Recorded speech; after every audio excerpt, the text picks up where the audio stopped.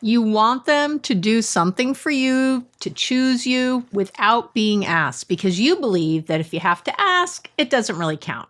You want a partner who puts their work down first, the parent who calls to see how you're doing, the friend who reaches out for no reason.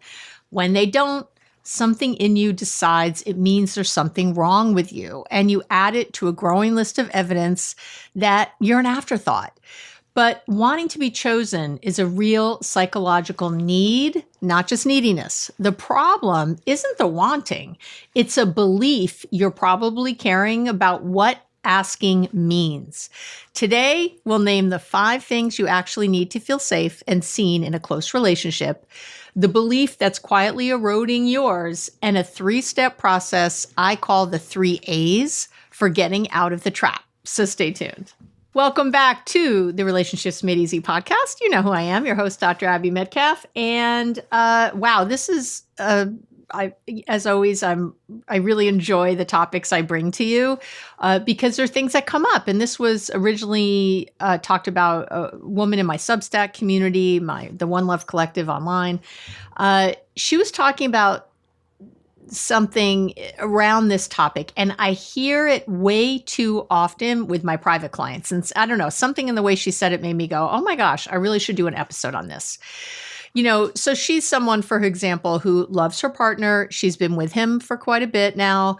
There's nothing obviously wrong, but underneath it all, she feels, I don't know how to say it, like chronically secondary. That's how she feels. When she tries to name what that's like, it sounds like, he chooses other things first, projects, work, his soccer team, the kids, family obligations, whatever. And when she wants more of him, what's happened is she stops herself from asking because she tells herself that if she has to ask, it won't really count.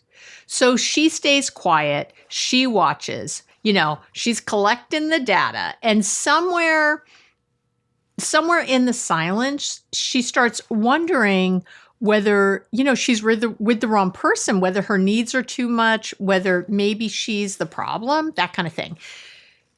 And if you've heard a version maybe of yourself and everything I just said, again, you are far from alone. And what's going on, it's really more layered than it looks. There's a fundamental need underneath her question, maybe your question, that's not neediness at all. There's a belief she's carrying that's quietly, it's really sabotaging the very thing she's reaching for, and probably that you are. And there's a process for actually finding out whether the relationship can give her what you need, or whether you've been protecting yourself from an answer you're not ready to hear. Okay. So let's walk through it. Okay, so I think I've told you before that when I'm writing something like this up, I write down the questions you all ask me, and that's usually how I do it, or the, kind of the main themes. And so is feeling like an afterthought really that big a deal is probably the first place I want to go, right? And the short answer, of course, is yes. But here's the clinical grounding for why. Because I want you to stop treating this like you're making a mountain out of a molehill kind of thing, because that's what I hear.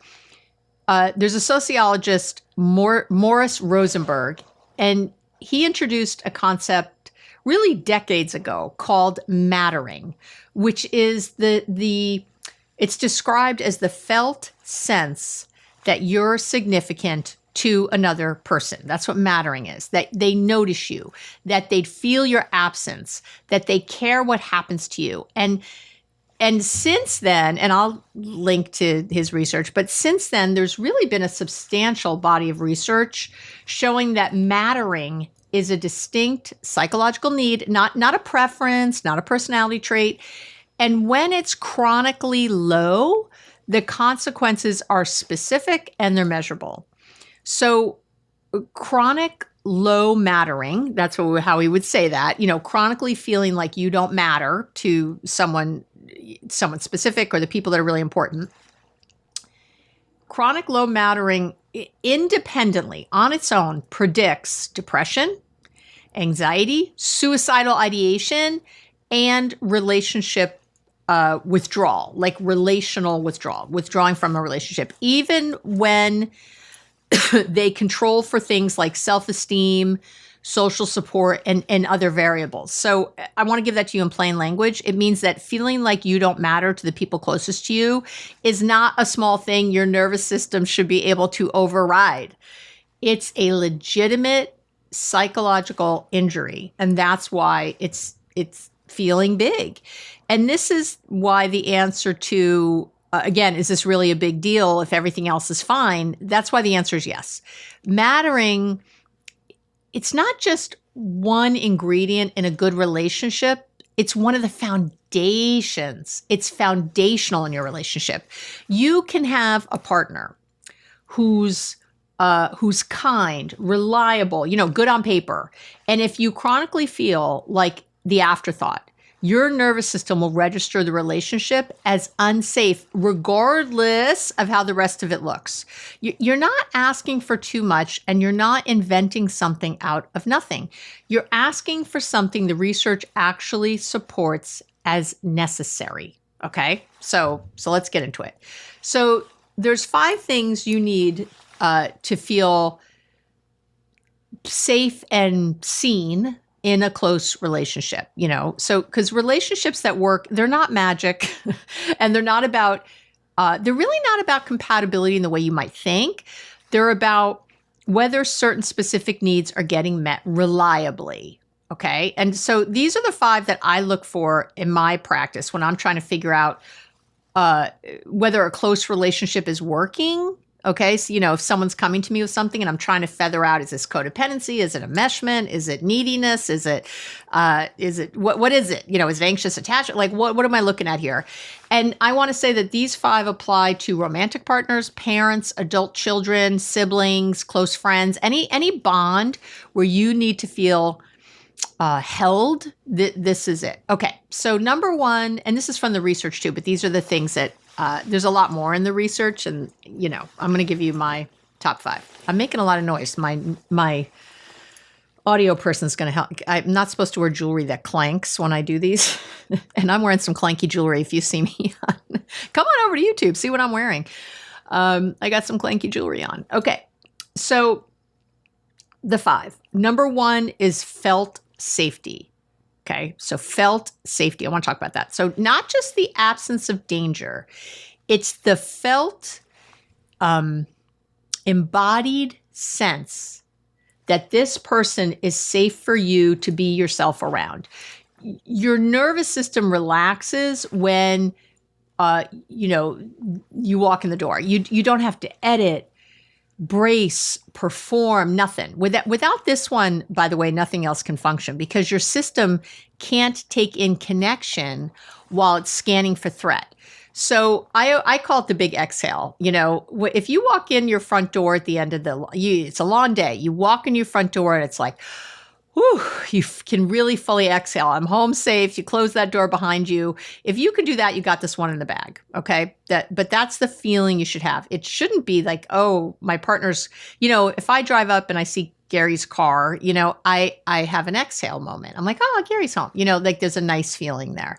There's a felt sense, right, of some safety. Or if I see him, maybe if I come into a party later than him or, some social event later and I see him and there's like an kind of moment, right? So it shouldn't be everything, but it should be something. Okay. So it sort of be there. So something like that. What I don't want is for you to walk in your house, see their car in the driveway and be like, oh God, here we go. That's not a good feeling. All right. Number 2 is accessibility. So they're reachable when you need them. Physically when possible, emotionally always. And this doesn't mean they drop everything every time. It means the door is open and you trust that you can knock on that door. There's a psychologist I've mentioned before here on the podcast, Sue Johnson, and she's done a lot of research on emotionally focused therapy. And in EFT, emotionally focused therapy, they identify this as one of the 3 pillars of secure adult relationships. And she talks about this acronym A.R.E. Accessibility is the A. Okay. And again, if you're calling your partner 7 times a day at work, there's a problem. I mean, just on a regular Tuesday, right? If you're calling them because your mom just died and you just found out and you need to talk to them more than once in the day, or if they maybe even don't just say, you know what, let me wrap up some things here. Let me get out of here and I'll come to you. You know what I mean?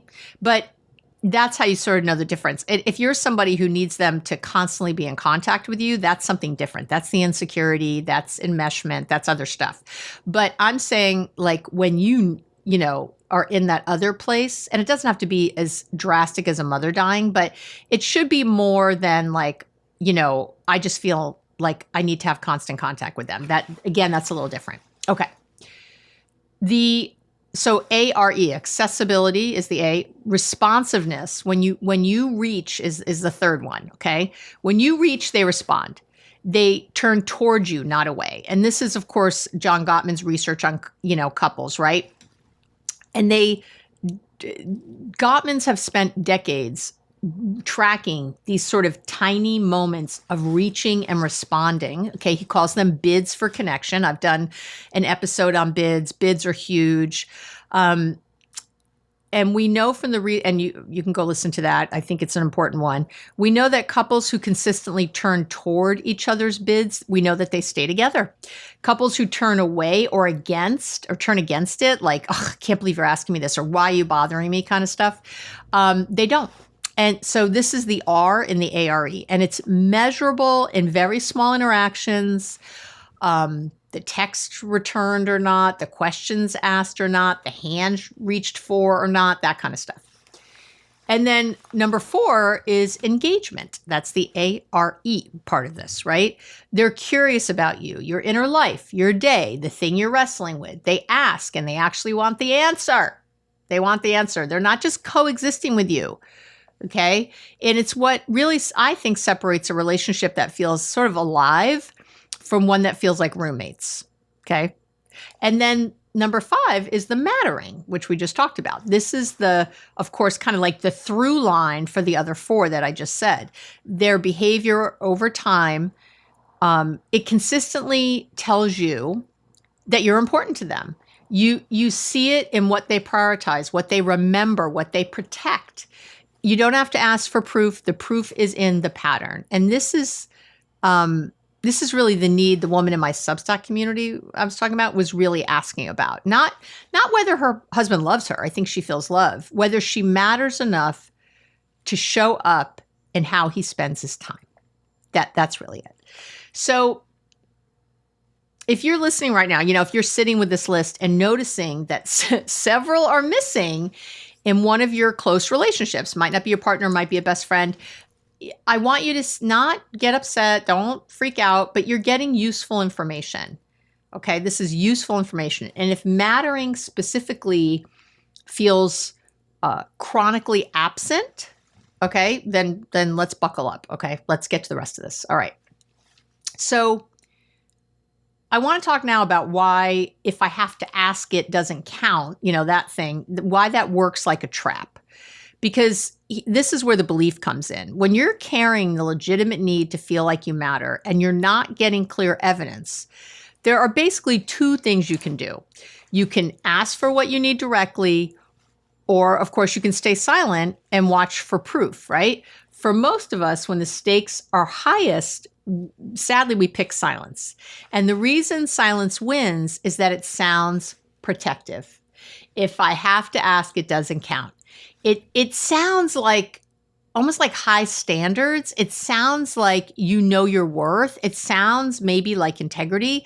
And yeah, there's a grain of truth in there because yes, unprompted attention is also real information. But underneath this belief is a protection strategy. It protects you from the risk of asking and being disappointed. Because if you never ask, you never hear the no.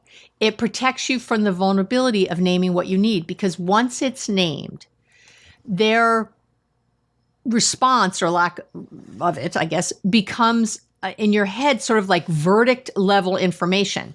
And so it's protecting you from the possibility that you matter less than you hoped, right? Because as long as the ask stays silent, you can tell yourself they just don't know. Once you ask, but nothing changes, let's face it, you're forced to look at what the pattern is actually telling you. So you stay silent. You hope, you watch, and when the silence doesn't produce the thing, right? Whatever the thing is, you're logging it as one more piece of evidence that you're not important enough. And that data piles up, and then the distance grows, and all of it happens without a word being said, which is obviously a big problem. So again, I want to be clear that this isn't kind of only an insecurity thing, because securely attached people, they'll run this belief too, because, it's cultural, it's big. We romanticize, sadly, mind reading. We glorify partners who, just know. You should know what I want for my birthday. We've been together this many years. You should know that would hurt my we glorify that they should just know. We treat asking for things like affection as somehow less valid than unprompted affection. And none of that is accurate, but it's in the water, right? And that said, if you lean anxious in your attachment style, this belief will grip you harder. Okay, I'm going to say that because your system is already wired to scan for signs you're about to be dropped or overlooked, right? So asking feels like exposing the wound, and so you test it instead. So I will say it's a little harder if you're an anxious person, but again, securely attached people get in this trouble too. Okay. So I gotta get my hair out of my way. It's like bugging me. Okay. So what's actually happening? The silent test. Let's talk about it.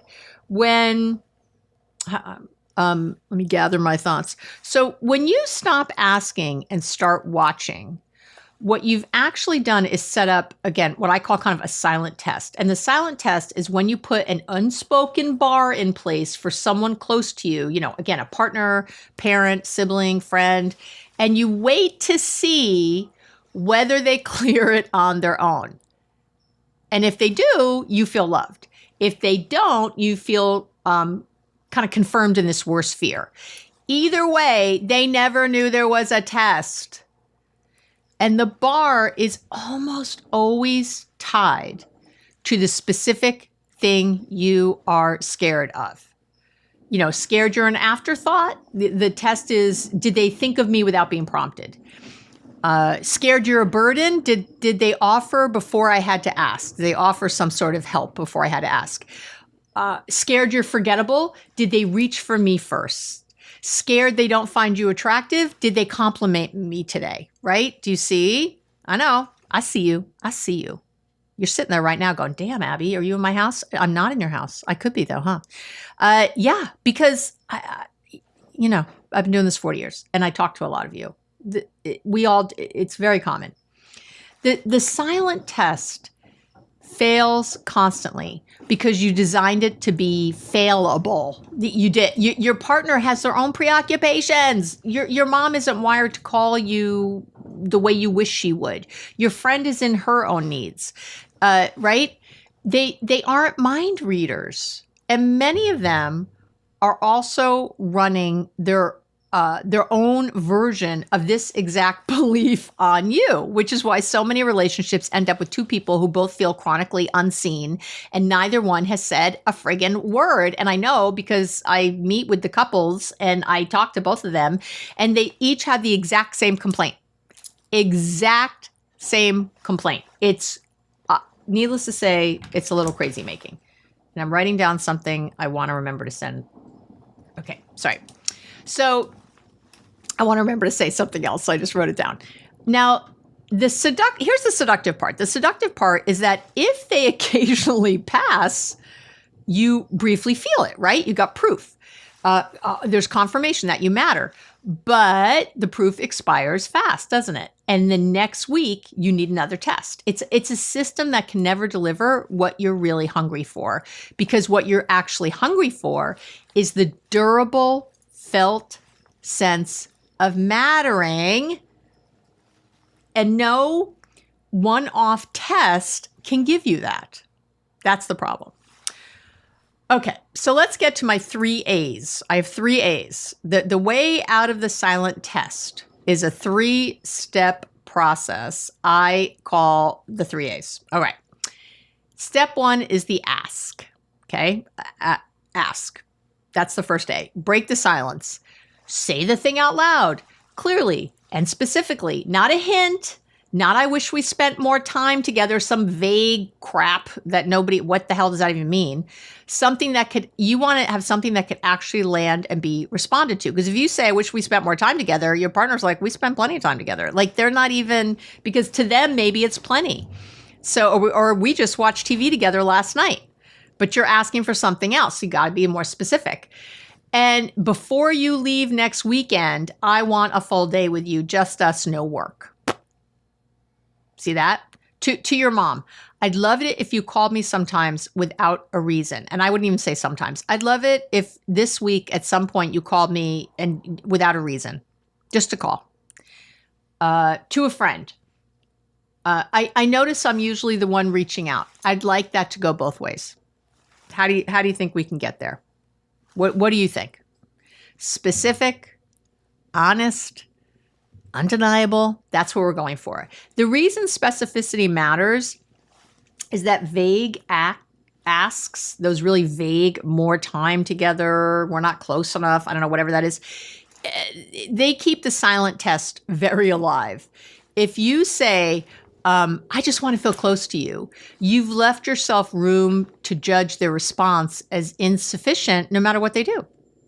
A specific ask really closes that door and the back door, the place out, and gives them a real target, and it gives you a real answer, which is what we want. Okay, so that was step 1, is to ask. Step 2 is allow. Once you've asked, don't contaminate the response. This is the step I think most people skip. If he says, yes, let's do that, and then he does it, you got to let it land. You have to resist the voice that says, but he only did it because I asked. That voice is the silent test still running in the background, trying to disqualify the evidence because the evidence threatens that protective belief we talked about, right? So the reframe I want you to practice is this: asking did not contaminate the answer. Asking gave them the information they needed to show up because they already thought they were. Their willingness to show up once they had the information is the real data. Discounting that because you had to speak the words is how you stay trapped, and you trap them. If asking makes it not count, then no behavior they ever produce will count, because on some level, you'll always know you influenced it, right? And that's like partners, parents, and friends, we influence each other because that's what a close relationship is. So if that's your only metric, we're in trouble. Pretending otherwise isn't high standards. It's a setup for permanent dissatisfaction. Permanent dissatisfaction. And I'm just going to say with love, this is where mindfulness is non-negotiable, right? I know, every episode. God damn it, Abby. Yeah, I don't care. Sorry, not sorry, right? I'm going to talk about mindfulness. You need a real step here. The allow step takes real practice because you're being asked. I'm asking you to notice the disqualifying voice in your head and not automatically believe it. And that's mindfulness. That's being in your moment, non-judgmentally, and noticing what happens. And if you haven't gotten my free mindfulness starter kit yet, what the hell are you waiting for? Let's get this going. Okay. So ask, allow, steps 1 and 2, and step 3 of the A's is to assess. So now watch what happens over time. Not one ask, 1 week, 1 data point. Okay. Don't give me that. I mean a pattern. After you've asked clearly, does the behavior shift? Does it stay shifted or revert the moment you stop reminding? When you name a recurring dynamic, does this person get curious and meet you in it? Or do they get defensive and hand it back to you as your problem? Do their bids start coming towards you, or does it all stay on your side of making bids, right? What happens? And this takes time. I think a minimum people always ask. It's definitely several weeks. I'd say a couple months, and often longer for family, long-standing friendships, long-term romantic partners. You're looking for a trend line, not a single data point. And what you're really doing is separating a silent problem from a spoken one, because those are not the same thing and they call for completely different decisions. Okay? All right. Those are my 3 A's. So how do you know when it's fixable and when it's the answer? So, and this is, I know the part nobody wants to look at directly, but it's the part that actually I think matters the most, right? When you run the 3 A's, what you're doing is generating the information you need to answer 3 different questions, depending on what the pattern shows, right? Pattern 1 is it shifts and stays shifted. That can be one of the options. Your partner didn't know what you needed. They heard you and they adjusted. Your friend started reaching back. Your sibling began initiating hanging out. That's a fixable pattern in a remarkable amount. You'd be surprised of long-term relational suffering. I will tell you, falls into this category from my experience. It does. So nobody's a bad person. The silence itself was the problem and the voice fixed it, right? Okay. Pattern 2, it shifts intermittently or it needs re-asking. And that's really common. The behavior changes maybe for 2 weeks and slides back, right? I'm sure you've been there. You ask again and it shifts again. That's also information, but it's not a verdict yet. And I know you're like, oh, I had to ask again. That's it. It may mean the change is genuinely hard for the other person and they need more support building the habit. They haven't been doing it that long. It may mean you need to ask more directly with more stakes named, right? Like to really understand how important this is to you. To me, this is still the repair zone. And my biggest suggestion here is to ask questions. When you notice things sliding back or whatever happened, right? Can you tell me more about what happens for you when I make a request? Where does your thinking go? How do you feel? Is there a way we can work together on this to create some relationship habits that work for both of us? Do you see this? There's a lot of questions you can ask here instead of feeling hurt and deciding what it means. Stop assigning a verdict so quickly, okay? I know that keeps you safe. That's why you want to do it, but it's not helpful.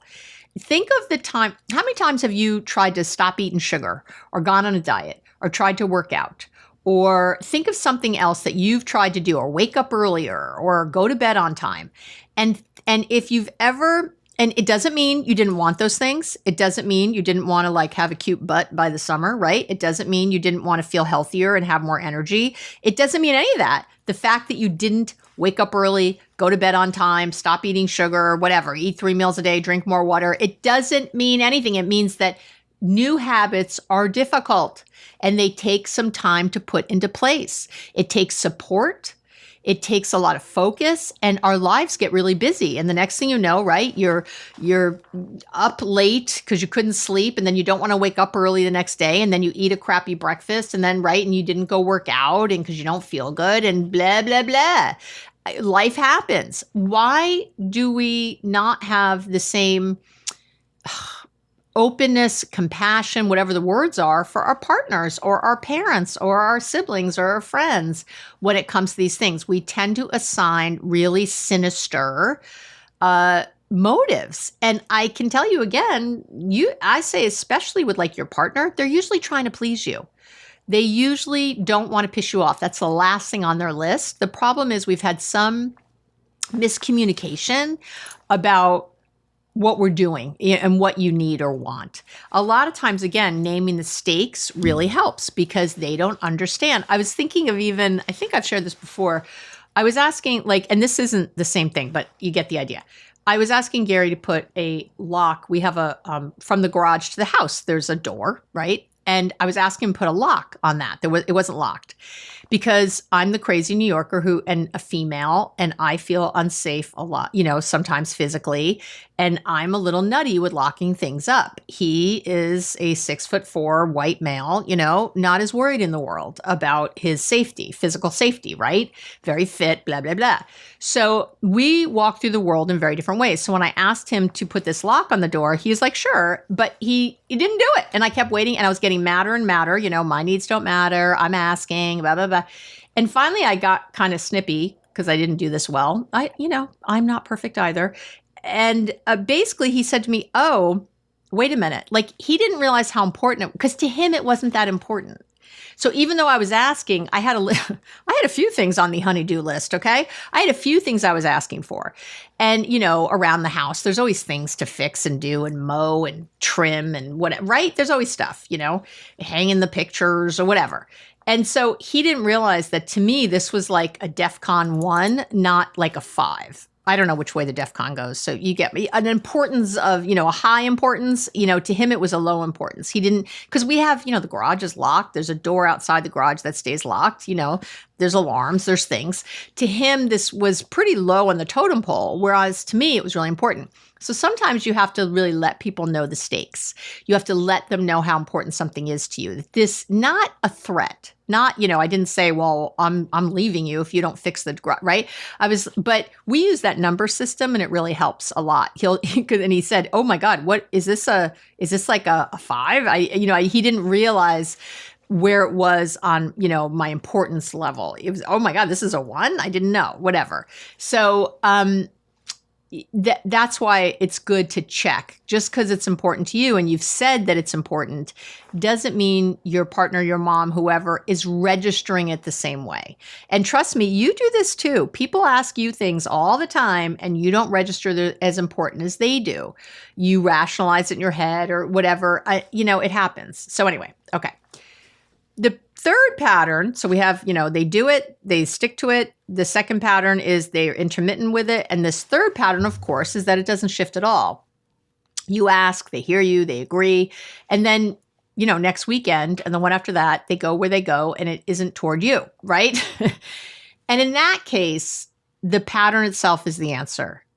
Okay. What you needed was to run the 3 A's so you could tell the difference between a silent problem and a spoken one, because those, right, call for completely different responses. So I want to say that. And here's where I need to get specific, because what you do with a pattern 3 outcome depends enormously on the relationship.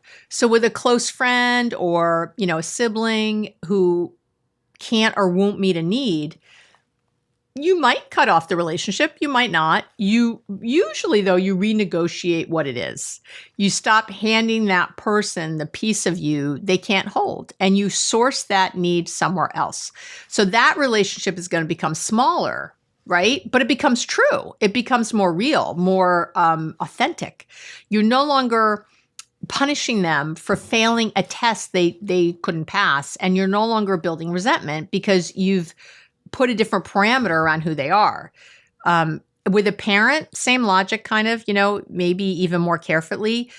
I would say that even very few parent relationships get cut entirely. That's more of a trend these days, parental estrangement. But for most people, that's not the goal. What changes is what you bring to them. If your mother can't do curiosity about your inner life, you stop asking her to. You stop hoping she'll remember to call. You get your mattering needs met by the people who can meet them, and you let her be who she is within whatever boundaries keep you okay, right? Grieving what a parent can't give you, I would say, is one of the harder adult tasks. I've been there, I know. But it's kinder than spending another 20 years running a silent test that woman is never going to pass. Okay? It is. And I've talked about my relationship with my mama on here many, many times, and her narcissism and what I wanted and all the things that I couldn't get. I tried in different ways. And, again, you can cut people off. For me, I just stopped giving her ammunition. I stopped giving her a lot of parts of my life. And I started, really having very clear, very thicker boundaries with this person and not having expectations of her as the kind of moms, I see on TV or something. It just never was going to be that. But I did find a place to have peace with her and to love her and to accept, because I wanted my mom in my life. That's a choice I made. But if I'm making that choice, I want to be happy about it. I want to be at peace, not happy. I hate that word, but I want to be at peace with it. And I found peace. Trust me, I thought for 20 years I was never going to find that. And I did. So, and it's a good feeling. And that you have to go, read the Boundaries Made Easy book or get the workbook, or that's all about your boundaries. But anyway, and with a romantic partner, I think this is where this pattern gets most complicated, because sometimes it means the relationship doesn't work and you've given yourself the information you needed to eventually leave with integrity. I'm just going to say it, but not always. A lot of people decide to stay in a relationship where a specific need isn't being fully met, and they make that choice consciously, though, not passively. They get their mattering needs met, across a wider network. Their close friends, their community, church, synagogue, mosque, family of choice, meaningful work. There's lots of places, right, you can get that met. And there's historical weight behind this. The idea that one person, romantic or otherwise, should meet every psychological need, I need to tell you, is a very modern expectation and not one I don't think any one human was ever built to carry. Okay? I really don't. I think it's a little crazy. What the 3A's give you, I hope, is the clarity to decide how you want to structure your mattering. How you want to structure your mattering, rather than leaving it to default and then feeling wounded and hurt every time the default fails, right? There's a common thread here. You can't know what category you're in until you've actually asked. As long as the test stays silent, you're going to be trapped in a story you built in your own dark room. And asking is what makes the choice yours. Okay, so let's wrap it up. I have a great free download for today, an amazing Therapy to Go bundle. But let me just say this first.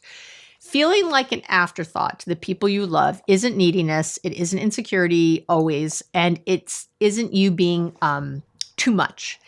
It's the felt absence of mattering, which is a real psychological need. It deserves a real response. Okay. When what's breaking down isn't the wanting, it's the silence, the belief that naming the want will ruin it as a protection strategy that was probably useful to you at some point in your life, and it's now actively making the thing you fear more likely, believe it or not. So here's what I'd like you to try this week. Pick one silent test you've been running on someone close to you. Just one. Name it to yourself first. What's the unspoken bar you've been watching them fail? Then run the 3A's. Ask specifically, allow the response without disqualifying it, give time to assess the pattern, let the information be information, not a verdict, right?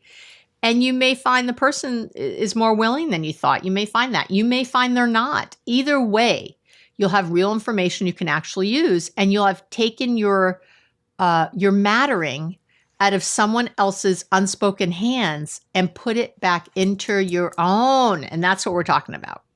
Okay. And I really am happy with the free download I created for today. It's like a self-assessment, which walks you through spotting your own silent tests and running the 3A's step by step. So it's kind of like if you're sitting here right now going, I'm not sure what my silent tests are. I know I have them. I'm not sure. Then the free download is for you. And if you want to go deeper, if this is an area where you're like, holy crap, Abby, this has been me the whole episode, my Therapy to Go bundle for this episode has a lot of tools to help you break that silent test pattern for good and, start building the mattering you actually need, right? Okay, so it's $10. It's just $10, and you will get the following. You get the free download included if you don't want to download things twice. But then I have a bunch in here. I've got the mattering audit. It's kind of like a bird's eye view of where you feel chosen and where you don't. Okay. There's the silent test decoder worksheet. It's really how to spot the tests you've been running and turn it into a clear ask. Journaling prompts, of course, for the beliefs that keep you silent, so you can stop doing this in all your relationship. There's the 3 A's in action. So I've got like scripts, reframes, and a tracker for the ask, allow, assess.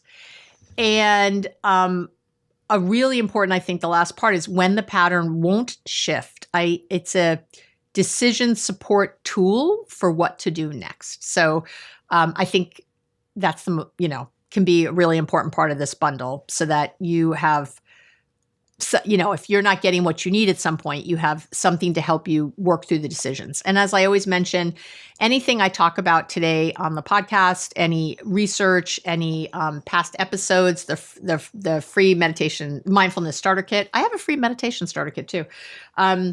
All the bundle, all the things you can find below the video if you're watching on YouTube. If you are watching on YouTube, like and subscribe, please, or leave a comment. That would be great. Or you can find them on the website, abbymetcalf.com. Just scroll on down to this episode and you'll find all the goodies. So that is it for today. I hope this was helpful. You deserve to matter. You deserve to be chosen. I choose you. I'm glad you chose me. You're choosing me by listening and watching and interacting and all that, which I love, love, love. And don't let fear run your next decisions. Do the 3 A's. Follow through. Don't be so afraid of what the outcome might be. Number one, it might be something great. But number two, no matter what, you're getting information that you can then deal with. Nothing means you need to leave a relationship, and nothing means you need to stay. Everything is just information that you can decide what to do next with. Okay. All right. Mwah. I love you so much. Have an amazing week, and we'll talk real soon.